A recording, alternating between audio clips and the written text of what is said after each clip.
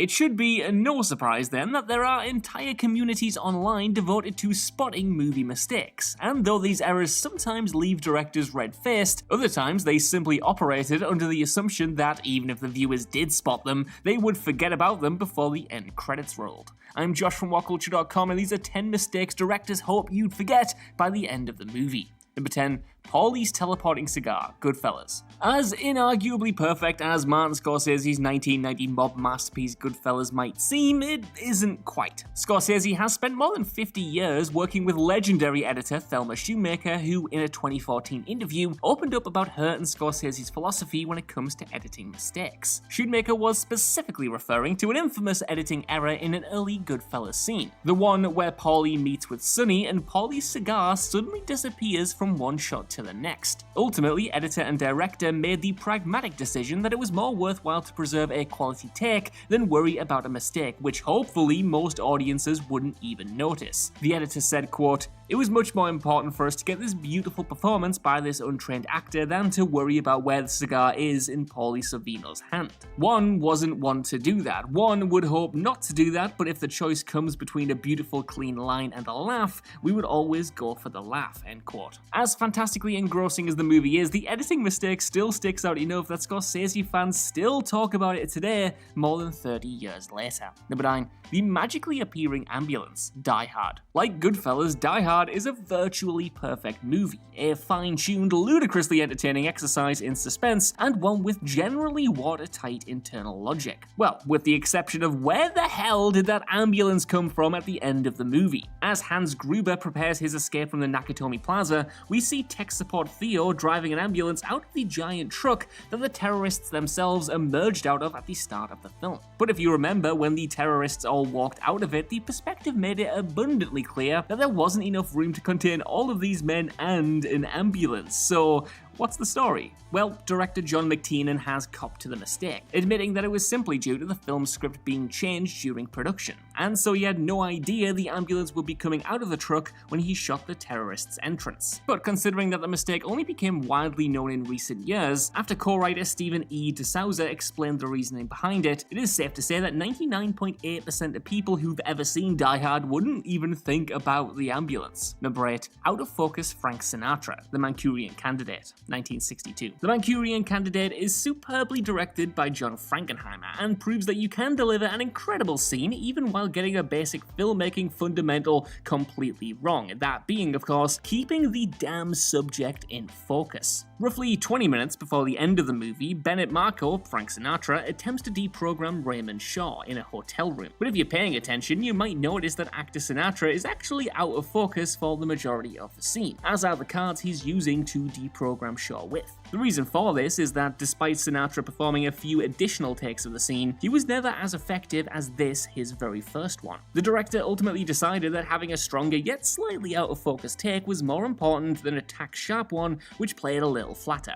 The director ended up receiving extensive praise for this scene in particular though, with some critics hilariously ascribing the wonky focus to Shaw's dysfunctional brainwash perspective and not just a weird gaffe. Number 7. Robert Carlyle's slipping makeup, The World Is Not Enough. During the final fight between James Bond and Robert Carlyle's villain in The World Is Not Enough, keep a close eye on Robert Carlyle's face and you'll notice a distinct change going on. Due to the fight taking place in the ruptured, leaky hull of a submarine, the shoot required Carlyle to get wet, obviously, which after an extended period caused the scarring makeup applied to his face to start distorting. So after Bond tells the bad guy that his lover Elektra is dead, we're then shown a close-up of the villain's face, where his facial scarring looks noticeably puckered and weathered compared to the rest of the movie. The director ultimately felt that Carlyle's anguished performance in this shot was potent enough that he couldn't bring himself to discard it and use an inferior take where the actor's makeup looked more consistent. Number 6. John Carpenter's visible cigarette smoke, Halloween. John Carpenter is a director who is always played by his own rules, and apparently that extends to smoking it up even when the camera is rolling. This came back to bite him though when directing the iconic bushes scene early on in Halloween, where Laurie spots the shape spying on her from a hedge, and her pal Annie makes fun of her by walking over to the hedge. Just as Annie says he wants to take you out tonight, eagle-eyed viewers might notice a strange ring of smoke drifting across the screen. It's much easier to spot in motion than it is in a still image, but once you see it, you'll never unsee it. it. As Carpenter himself admitted on the film's DVD commentary, this was a result of him standing too close to the camera while lighting up a cigarette and presumably not realizing until he went into the edit. It's hardly a garish mistake at least, and it does fit the film's low-budget, seat-of-the-pants production like a glove. Number 5. The Drifting Camera, Requiem for a Dream. Requiem for a Dream is an incredible movie that touts as its centerpiece an Oscar-nominated performance from Ellen Burstyn as amphetamine addict Sarah Goldfarb.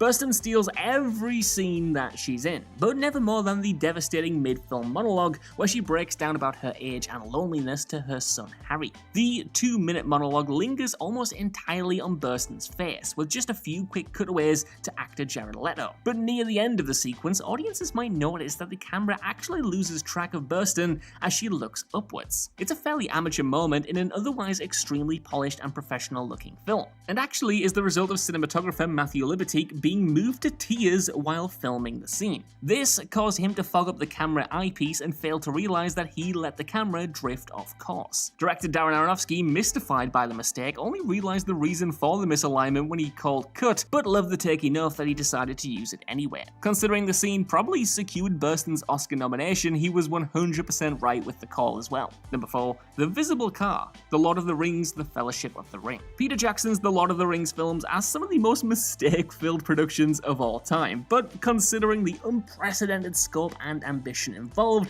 it is incredibly easy to cut the director a ton of slack. He did, however, let an inexcusable mistake sneak into the theatrical cut of The Fellowship of the Ring. Just as Frodo and Sam leave the Shire and Sam comments about being the farthest away from home he's ever been, a majorly anachronistic mistake is visible in the top right side of the frame. Just above the smoke in the background is the squint or you'll miss a glint of a car driving around, its windshield reflecting the sun back at the camera from a long distance away. Given the detail-oriented nature of the movie, some dedicated fans caught the mistake during the theatrical release and posted about it online. The hubbub was sufficient enough that Jackson, presumably hoping nobody would actually notice the gaffe, decided to digitally erase it from the DVD release. As such, the unnatural camera glint is now only preserved on clips taken from a bootleg copy of the film before Jackson retouched it for home video. Of the mistake, the director himself said, quote, "We didn't actually know about the car until we were cutting the movie. The smoke from the exhaust and the dust wasn't so bad because there was already lots of it around. But the bloody windshield was reflecting the sun back into the camera lens. So we erased it for the DVD.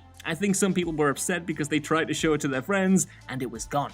End quote. Number 3. The failed Squib explosion, Platoon. Sergeant Elias's death in Oliver Stone's war epic Platoon is one of the most unforgettable demises in cinema history, as the mortally wounded Elias is shot to death by a fleet of North Vietnamese soldiers. Yet, despite actor Willem Dafoe reacting to being shot in the scene, we don't actually ever see any bullets impact on his body, because the squibs attached to his clothing malfunctioned and then didn't detonate. If you watch very closely, you can even see Dafoe clenching the squib detonator in his left hand while recoiling as though the squibs had indeed gone off. Ultimately, the director hedged his bets that audiences would be so wrapped up in the drama and emotion of the scene that they wouldn't process the obvious mistake. And considering that Platoon won both Best Picture and Best Director Oscars, as well as a Best Supporting Actor nod for Willem Dafoe, he was clearly right. Number 1. The fakest baby ever, American Sniper.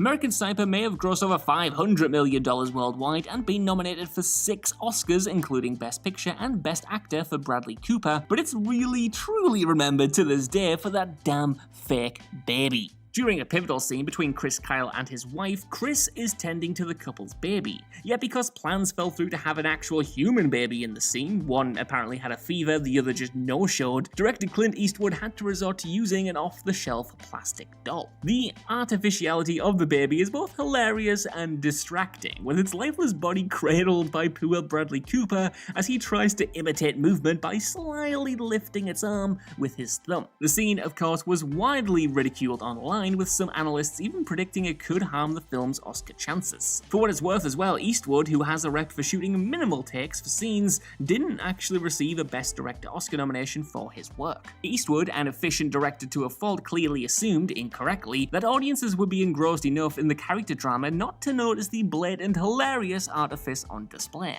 Given the film's $59 million budget, though, it is surprising that this wasn't fixed in post-production by simply animating the doll's limbs and head subtly clearly to imply that it was an actual living, breathing person, and not this static doll that it actually was. I saw better baby props in GCSE drama classes, man, underfunded ones as well.